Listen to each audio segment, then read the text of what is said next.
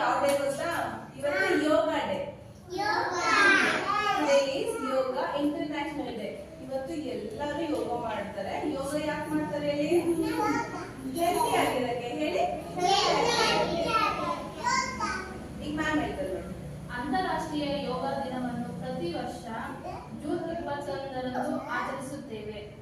ಯೋಗವು ಏಕಾಗ್ರತೆಯನ್ನು ಹೆಚ್ಚಿಸುತ್ತದೆ, ಉತ್ತಮ ಆರೋಗ್ಯವನ್ನು ಸ್ಥಿರವಾಗಿ ಕಾಪಾಡುತ್ತದೆ, ಹೊಟ್ಟೆಯ ಬೊಜ್ಜನ್ನು ಕರಗಿಸುತ್ತದೆ, ಮಾನಸಿಕ ಆರೋಗ್ಯವನ್ನು ಸುಧಾರಿಸುತ್ತದೆ, ರಕ್ತದ ಹರಿವನ್ನು ಹೆಚ್ಚಿಸುತ್ತದೆ, ಆತ್ಮವಿಶ್ವಾಸವನ್ನು ಇದು ಹೆಚ್ಚಿಸುತ್ತದೆ.